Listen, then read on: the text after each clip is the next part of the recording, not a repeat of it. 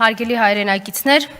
ավելի նվաստացուցիչ ձևակերպում, քան Հայաստանը գնում է համարձակ զիջումների, հնարավոր չէր պատկերացնել։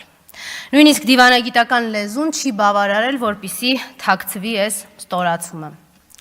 7 տարի է, ինչ իշխանազավթները կան, 7 տարի եւ ոչ մի տարի չի անցել առանց զիջման եւ առանց կորստի։ Ասել է թե փոքրիկ ինքնիշխանը հանձնում է, զիջում է ամեն ինչ։ Հարգելի քաղաքացիներ, ձեզ այդ նոր զիջումների պատրաստվող փաստաթղթին ծանոթանալ էլ պետք չի պատկերացնելու համար, թե ինչ մեծ նոր դավադրություն է պատրաստվում Հայաստանի դեմ։ Ճիշտ է, հայ ժողովրդից գաղտնի են պահում այդ թղթի պարունակությունը, բայց հայ ժողովուրդը Նիկոլի բովանդակությունը գիտի։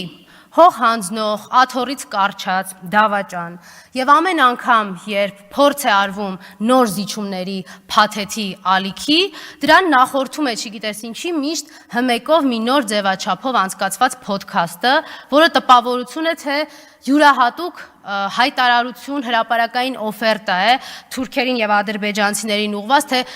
տեսեք, մենք համատեղ քայլերով արդեն ուր ենք հասել, Հայաստանում հմեկի եթերում ձեր ցանկությունները հանգիստ բարձրաձայնում եմ, կարծում եմ, որ այս անգամ հասցված հարվածը այնքան ուժեղ կլինի, որ Հայաստանը դիմակայել չի կարողանա։ Իրականում, հարգելի հայրենակիցներ, սա խաղաղության մասին թուղթ չէ։ Սա Թուրքի համար նախատեսված, ասեք անեմ, արել եմ ու էլի կանեմ բանաձևի շրջանակներում մի թուղթ է։ Ասել են Արցախը տուր, հանձնել է։ Ասել են Արցախը հայաթափի, հայաթափել է։ Ասել են հայի թափված արյունը ուրացի, ուրացել է։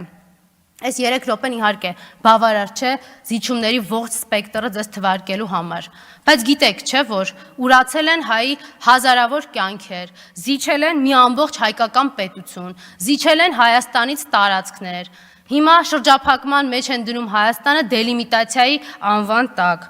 ուրացել են, զիջել են հայոց անհերքելի պատմությունը ու էլի շատ ու շատ բաներ, սահմանադրությունը, անկախության հռչակագիրը։ Եվ ասում են, որ մեզ այս փուլում